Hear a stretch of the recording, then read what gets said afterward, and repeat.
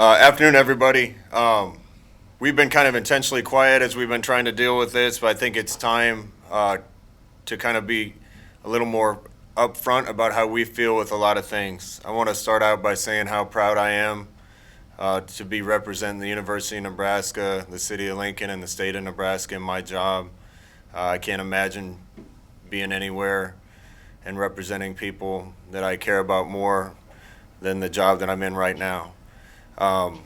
There's a lot of speculation, a lot of things swirling right now with what's going to happen. I wish I had all the answers. I don't. I have a group of players that I love, every single one of them. I ask them to fight for us all the time, to fight on the football field all the time. I think at sometimes the head coach's responsibility is to fight for what they want too. Our football players want to play. The coaches want to coach. We want to play football this year at the University of Nebraska. From the beginning of this, we've respected the virus, leaned on the help of the medical experts that we've had access to, a great partnership with UNMC and people that know a lot about this. We've leaned on their expertise, leaned on their guidance. Our players feel safe. They feel taken care of. And they want to play. I think what's kind of being missed in a lot of these conversations is what the world looks like, what universities look like, and what the lives of our kids look like if we don't play football. And I haven't heard a lot of people talk about that. But what does the world look like without football? A lot of people around the country are going to point to the fact that all these decisions are going to be financial. Let's skip past that for a second. Let's skip past the fact that the University of Nebraska Athletic Department will lose $80 to $120 million if we don't play football.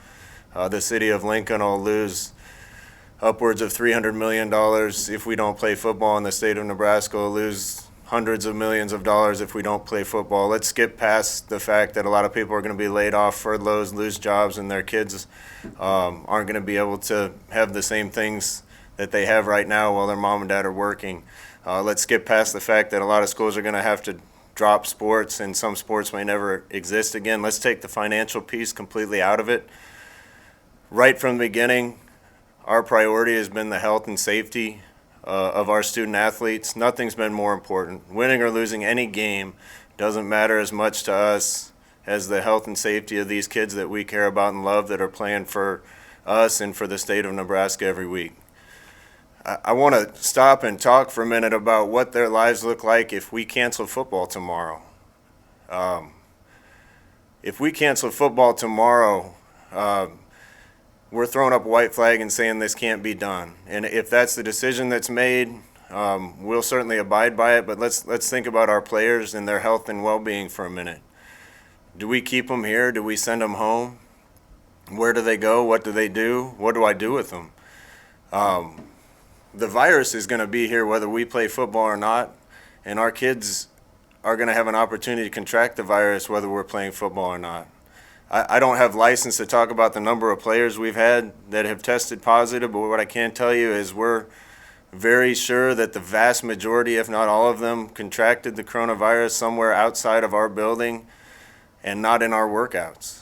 I still haven't seen any evidence to say that a lot of these players are getting it in these type of activities. We feel, and I feel 100% certain that the safest place for our players in regards to coronavirus is right here where there's structure, where there's testing, where there's medical supervision, where they have motivation to make smart decisions to stay away from the virus, because if they don't, they're going to lose what they love and lose their opportunity to play football. The virus is here either way, and I would contend that our players are safer here doing what they love to do and being monitored and screened constantly than we would be if we sent them home. They have better access to medical care here. If we send them somewhere else, are they going to have doctors screening them for symptoms? Are they going to have people taking care of them? Are they going to have access to medical care if they do contract the virus? Where are they going to go and what are they going to do? If we send them home, they're not going to have access to regular testing to make sure that we know who has it, who doesn't, who they should be hanging out with, who they shouldn't. again, I truly believe at the bottom of my heart in regards to testing and the things that we can do for our players, that they're safer here than they are if we cancel season and send them somewhere else. You got to touch on nutrition. If we're not in business here, our kids aren't going to be eating the same way. Nutrition leads to a lot of immune boosting and strengthening. I believe our kids are safer if they're getting sleep and routine, eating the right way, and doing the right things here. I don't know how many of our kids will be able to make it through school if they're not here getting the academic help that they can. I assume because we have a smart team, the vast majority would. But our kids aren't going to have access to those things. Mental health is a big thing. Our players love what they do. They want to play. They want to be here playing. They have mental health support here. Without the structured environment here, I worry about our kids. I worry about our kids in relation to drugs. I worry about our kids in relation to alcohol. I worry about our kids in relation to the decisions they're making outside of any kind of football structure or workout structure. Truly, at the bottom of my heart, believe that our kids are safer in this environment than they are somewhere else. I think fewer of our kids will get it. Fewer of them will get sick. We want to fight for these players any way we can. I'm passionate about this because I care about our players, and our players want to play. There's been a lot of narratives out there. I was proud of our players a week or so ago when a statement came out from Big Ten United. We didn't steer or direct our players as to what to do. Only direction we gave them was make sure that if this is a voice that's supposed to be speaking for you, make sure that you agree with what the voice is saying. Our leadership got together and abdicated from the Big Ten United group, and right on the heels of that, on their own accord, put out a lot of tweets about how they feel about Nebraska and said, we want to play football. If football is a mitigating factor, if football is the reason that kids are going to get sick, catch COVID, put themselves at risk, I'll be the first one if I think football is the reason these guys are in danger to try to pull the plug. Our kids want to play. We want to let them play, and I truly, at the bottom of my heart, believe this is the safest place for them, doing what they love and being taken care of by a bunch of people that care about them. If we send kids home, they're going to be in closer contact with a lot of people, family members, and other people that might be at higher risk for coronavirus than if we keep them here around another environment where they're around other young, healthy people. If I had a son, I'd want him playing football. I think this is the safest place that he could be. And a lot of schools around the conference probably feel the same way, that the safest environment that we can put these guys in is an environment where they're being monitored constantly, being screened, being tested, being taken care of, being protected if they do get sick. I'm passionate about this because our guys want to play. I'm proud of who they are and the decisions they've made. I think it's our responsibility to make sure that they respect this virus. I'm not a doctor and I don't understand a lot of these things. The medical experts that we're leaning on are the ones that are guiding our decisions. Sometimes I think our players aren't scared enough of this because of the guys that we have on our team that have had this, that haven't had very many symptoms or have been just slightly symptomatic or not symptomatic at all. I'm not sure our players respect this enough. That's our job as leaders of this program, this university, and this athletic department to make sure that we keep them as safe as possible even when they're not taking it seriously enough. There's a lot of reasons I think guys are safer here, and every single one of our guys is passionate about playing. We've told guys right from the start of this pandemic that if there's anything we're doing, anything we're asking you to do that you don't feel safe about, that every single one of them has the right to say that they don't want to be a part of anything.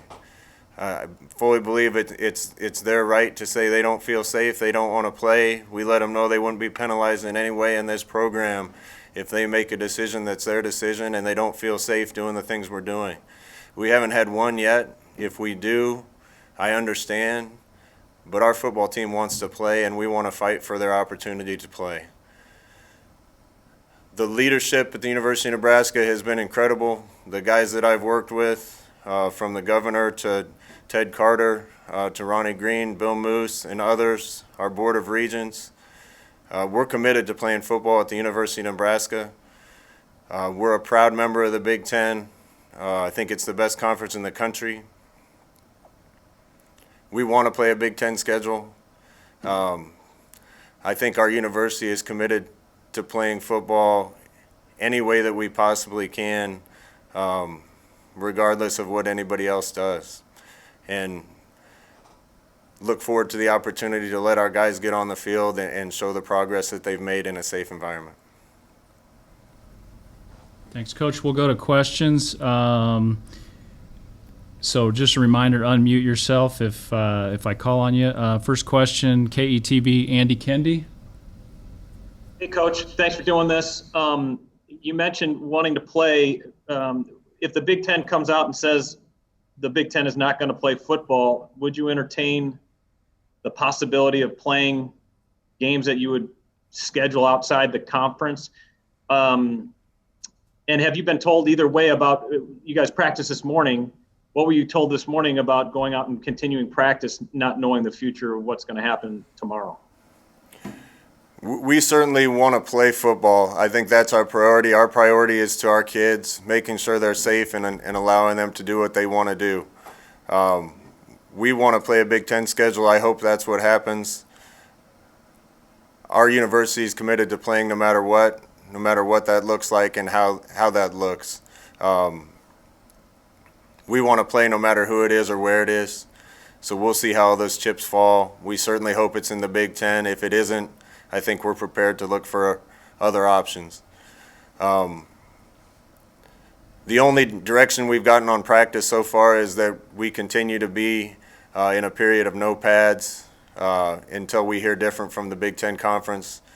So we should have had our first padded practice this morning, and instead we stayed helmets only. Next question, Lincoln Journal-Star, Parker Gabriel. Unmute yourself, Parker. Hey, Scott, thanks for doing this. Who, in your estimation, should ultimately make the decision on whether the Big Ten goes forward? Obviously, there's a lot of layers of administration and all that, but in your mind, at the end of the day, who makes this call if the Big Ten plays this fall? I think the university presidents make that decision at the end of the day in conjunction with the commissioner.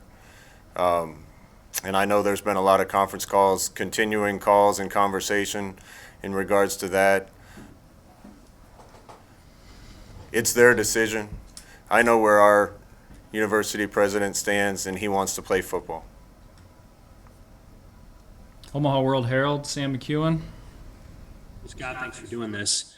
What changed from last Wednesday until today from your vantage point? What exactly changed in the Big Ten's viewpoint, one? And two, do you think the Big Ten, based on what you know, would allow you to pursue a schedule outside the conference structure? I don't know the answer really to either one of those questions. I don't want to speak for the Big Ten. It seems like we're looking for a lot of reasons to not play right now, and certainly, again, I'm not a doctor. I'm not an expert on any of this. I can only listen to what experts have to say. We have to do what they tell us in order to keep our kids safe. Just having the limited experience that I have in dealing with our team since they've been back, I fully believe that we can pull this off in a way that's safe for our student athletes, and we'll continue to. I don't know what's changed in the last week or so. We've kind of felt like we're at a position where we either have to make some hard decisions right now, or there'll be a lot harder decisions to make down the road. And I think the people at the University of Nebraska are committed to playing. You're on coaches' calls all the time. To your knowledge, do any of the coaches in the Big Ten not want to play this season for whatever reason? No, on the calls, every coach says that they want to play. I think every school is in a little bit different situation, from political environment to the shape of their student athletes, how quickly they got them back. Everybody's in a little different situation. But people need to understand the carnage and aftermath of what college athletics looks like if we don't play. This isn't as simple as canceling a Little League game and picking up and playing the next Saturday. There's a lot of effects to our states, to our communities, to our universities, to our athletic departments, to other sports, to people's employment and jobs. This is a huge decision, and that's why I'm proud of the leadership of the University of Nebraska that's going to continue to fight for Nebraskans and for this university and this athletic department. Brian Christopherson, Nebraska 24/7. Hey, Scott, thanks for doing this. Have you had any players that have expressed reservations about not going forward, and what can you say about the leadership you've gotten from your players throughout this process? The leadership's been great. Our team's as close as I've seen it be. Our players' biggest concern in regards to not playing or playing this season is what happens to their eligibility, to be honest with you. The guys don't want to waste a year of eligibility if we play a broken season, a 2-game, 3-game, 4-game season where they're going to lose an opportunity to play for a whole year. That's been the biggest concern that I've heard from our players, so we're waiting to hear on eligibility decisions from the NCAA. Other than that, our team wants to play. We've had one guy or two since the cardiac issue has come up that's been concerned about that. Our university's committed to doing whatever we have to give EKGs and cardiac MRIs and other things to make sure that the players are in the best health that they possibly can to play and they're not at risk. We're going to be able to try to address any way we can all of these issues and mitigate risk for our players. And our players have wanted to continue practice and play football. Next question from Husker Online, Sean Callahan. Yeah, Coach, I guess there's been a lot of reports out there about playing spring football. What are your thoughts on that? Could that work? What are the positives, negatives if the Big Ten were to try to go that route? We're committed to trying to play right now and trying to play in the fall. We're going to continue to explore any options that we can to try to be able to play a football this fall and this season. The longer you keep a business shut down, the harder it is to reopen. And we can push this off to spring. I'm not sure the factors that make people want to shut down football right now won't still exist in the spring, so there's no guarantee we're going to have football even if we try to push it to spring. Also, Sean, this is a contact sport. This is a physical sport. I don't know how it would work trying to sandwich 2 full college football seasons into one calendar year, but I know there's a lot of challenges that would get unpacked if you tried to pull that off as well. So I think here at Nebraska, we're committed to doing everything we can to play this fall. Just a reminder, if you have a question, go ahead and put it in the chat that you want to ask a question. Next one from Mitch Sherman of The Athletic. Hey, Scott. You mentioned the importance of the time here. Have you had any discussions yet or know of anyone on your staff who has about how it would look if you did have to look outside of the Big Ten? Would it be a geographical thing? Could you be an independent? What are options there? And if there wasn't football on campus at Nebraska in the fall, would you be able to do anything from a team point of view, practice, just focus on recruiting? What would that look like? Well, it's way too early for me to tell you what it would look like if the Big Ten doesn't play. We're a proud member of the Big Ten. We want to play a Big Ten schedule. I think the only reason we would look at any other options is if for some reason the Big Ten wasn't playing and only a handful of teams from the Big Ten wanted to continue playing. If that's the case, I think we're prepared to look at any and all options. What would we do if the season got pushed? Kind of to my point in my opening, you just asked me if we should continue workouts if we don't have a fall season. It makes no sense to me that we're going to ask kids to continue to work out, to put stress and strain on their body, to be around each other, or potentially practice for a season next spring. If it's too dangerous to play football, it should be too dangerous to do any of those things. And yet here we are with our kids on campus practicing. getting ready to shut it down and then speculating about whether or not we're going to be able to continue practicing or work out together in groups. I hope we don't have to go down any of those roads, Mitch.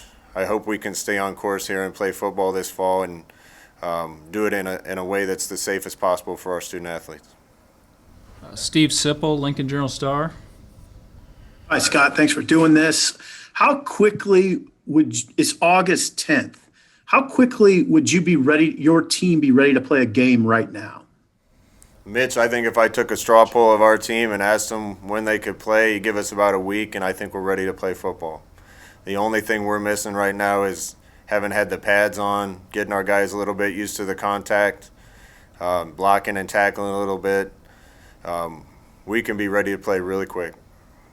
How has your team's energy been affected has the energy been affected by the past few days of sort of wild speculation? You know, I was worried about that this morning when I went out on the field. Sip brought the team up at the beginning of practice and guaranteed them that they have people here in Lincoln that are fighting for them to play. After that huddle with the team, we had one of the most passionate and energetic practices that I've been a part of. So I told the guys afterwards I was happy for them because guys that'll give everything they have in a situation like that, those are the type of guys I want on my team. Thank you. Next question, Michael Severe, 1620 in Omaha. Hey, Scott, you mentioned earlier, and I believe Jared did too, that if there was no season this year, that it could damage sports far more than we thought it could ever. What kind of damage do you think it would do if we didn't have a college football season? What are some of the things you think how it would damage it? I skipped over that and I didn't, Michael. Our best guess, like I said in the opening, is there'd be an $80 to $120 million hit to the University of Nebraska athletic budget. Our athletic department actually gives several $1 million a year back to campus, which I know is going to take a hit of its own. I don't know how many sports are going to be able to exist if we lose out on $120 million. I don't know how many people's jobs will be in jeopardy if we lose out on that. If conferences start to disintegrate and some are playing and some aren't, I don't know if that landscape ever stays the same. The biggest factor is if we don't play football, we're not going to be able to pay for anything until we start making money here again. And like I said in the opening, our number one priority is the health and safety of our kids. But I still want to be able to field a team next year. If we don't play football, I don't know what happens to eligibility with kids. If we give all our seniors back a year of eligibility, if we don't play football, we're looking at carrying 105 to 110 kids on scholarship for the next 4 years, coming off a season and calendar year where our athletic department took an $80 to $120 million budget hit. There's no way we can afford to do that. I don't know how we afford to pay for a lot of the things in the athletic department that we're continuing to pay, much less on the university level. If we don't have football, the entire landscape of college athletics, college football, the university systems, the number of sports at universities, that could all be affected. I don't think very many people have really taken a serious look at the aftermath of what all this will look like if universities are forced to closet football for the fall. Thanks, Scott. Back to Parker Gabriel, Lincoln Journal-Star. Hey, Scott, you said that all of the coaches, when the coaches are together, support playing. From what you know, is President Carter, or at that level, at the president's level, does Nebraska feel like it's in the minority at that level of decision-making regarding the schools in the Big Ten that are advocating for playing versus not playing? I don't know that for sure. I'm not on those calls. I just can't tell you how proud I am to be associated with Ted and Ronnie and our board and Bill. And I know for sure at Nebraska it's unanimous. We all want to play football. Got time for 2 or 3 more. KLIN, Caleb Henry. Hey, Scott, thanks for doing this.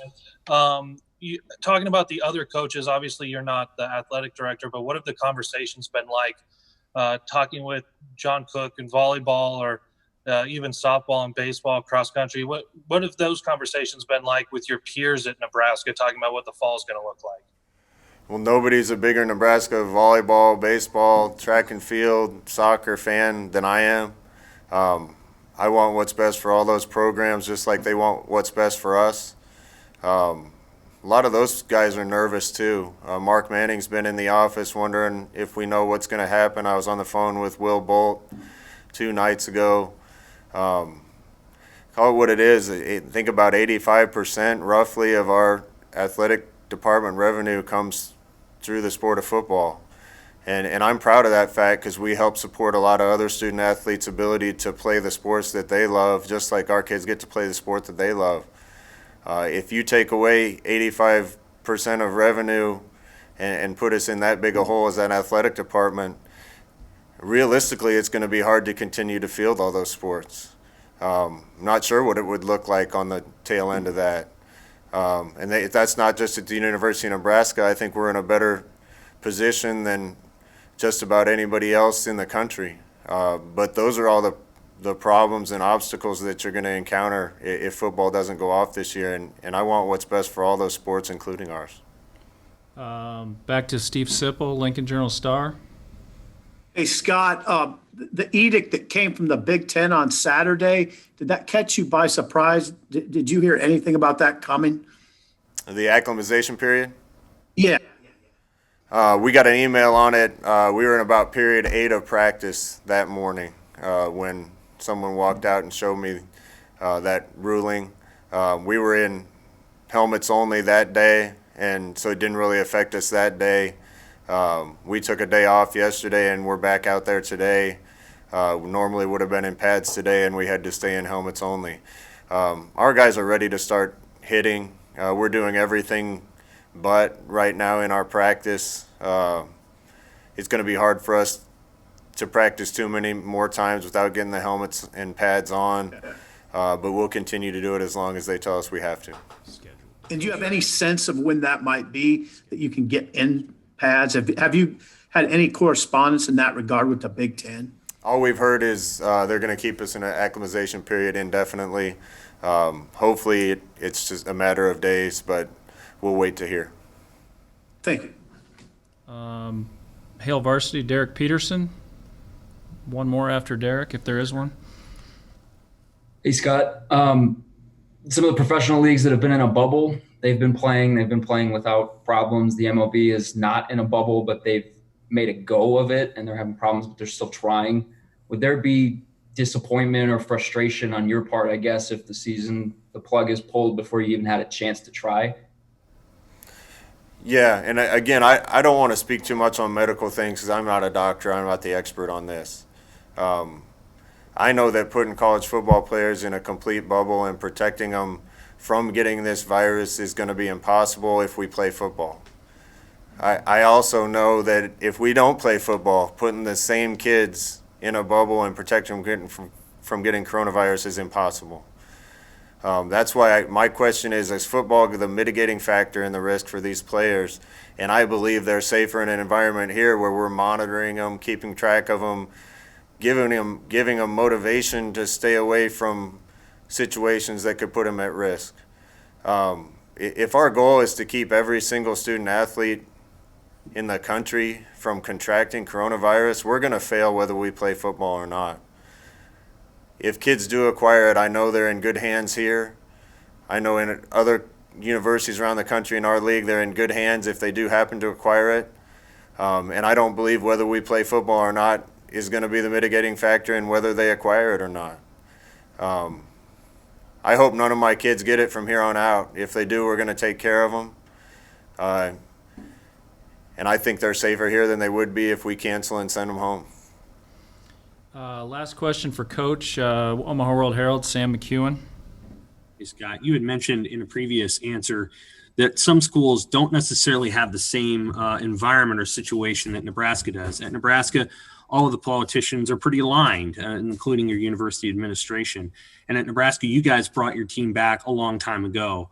what are some of the things that other schools, maybe in the Big Ten East, might be dealing with, whether it's environmental or when their team came back or politically, that's different than Nebraska? Yeah, I don't want to get political. That's not my job. I'm lucky enough to be in football where I don't have to get political. I just know there's a lot of people involved in these decisions, Sam. I think every local health department's somewhat involved. I think there's governors involved. There's university presidents, chancellors, ADs, football coaches. To make a commitment to play like we want to and are doing here at Nebraska, you have to have everybody aligned. And I think all the people that I talk to that are involved in making this decision believe the same thing I do, that the best thing for our state, the best thing for our community, the best thing for our university, athletic department, football team, and the health and well-being of our student athletes is to play and keep an environment where we can protect them. Before you go, Coach, did you want to mention the 3 players? Yeah, I'm going to give you guys access to some players here. I want you guys to know we haven't directed them, haven't prepped them. I know they're passionate about wanting to play. I told you what they did in regards to Big Ten United. These guys made a decision on their own that they wanted to play football and didn't want to be a part of a statement that was supposed to reflect what all the student athletes in the Big Ten thought, that made it harder to play than what it already is. We got Adrian DiCaprio and Matt Farniak coming up. Welcome you to ask them whatever they want. We didn't prep them or tell them what to say. I want you guys to hear from them and give you an opportunity to ask them questions. But I know this, those guys, like the rest of our team, they want to play football.